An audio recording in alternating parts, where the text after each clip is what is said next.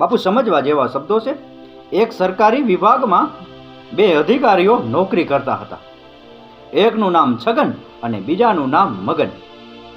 બંનેની નોકરી સરખી, બંનેનો પગાર સરખો, પણ બંનેની રહેણી કહેણીમાં જમીન આસમાનનું અંતર હતું. છગન પોતાની પ્રમાણિકતા માટે જાણીતો હતો. એ રોજ સાયકલ ઉપર ઓફિસે આવતો, સાદા કપડાં પહેરતો અને પોતાનું કામ હંમેશા પ્રમાણિકતાથી કરતો. એ જ્યારે ઘેરે જતો અને પથારીમાં પડતો એટલે એને શાંતિની ઊંઘ આવી જતી હતી. અને બીજી બાજુ મગન ગરીબો પાસેથી લાંચ રૂશ્વત લઈ અને હરામના પૈસા પડાવી લેતો. એની પાસે આલિશાન બંગલો, મોટર ગાડી અને તગડું બેંક બેલેન્સ હતું, છતાં પણ એને શાંતિની ઊંઘ નહોતી. એ દિવસ રાત હાય પૈસો અને હોય પૈસો કર્યા રાખતો હતો. એ હંમેશા સગનને કહેતો કે તું જો આ જ રીતે પ્રમાણિક રહ્યો ને તો આખી જિંદગી સાયકલ ચલાવતો રહીશ. આ મને જો મેં 5 વર્ષમાં કેટલું ભેગું કરી લીધું છે. છગન એને કહેતો કે મારે હરામની કમાણી કરી અને પૈસો ભેગો નથી કરવો. હું જે કમાઉં છું એમાં હું ખુશ છું. એક દિવસ મગનના દીકરાનો જન્મદિવસ હતો.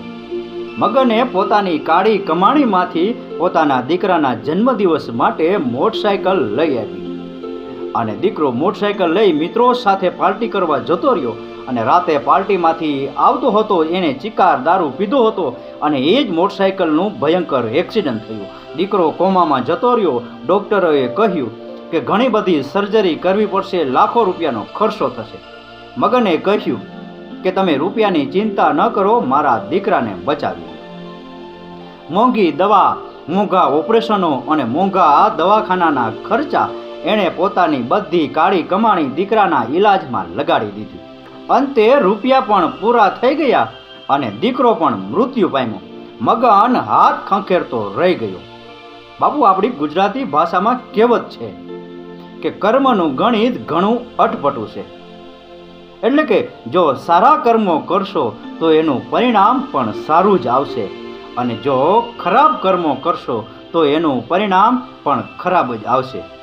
એટલે સારું બોલો, સારું વિચારો અને સારા કર્મો કરો, એમાં જ આપણી ભલાઈ છે. રાકેશ ગીરીના આ શબ્દો સમજાઈને વંદન. આપનો દિવસ શુભ રહે. મહાદેવ હર.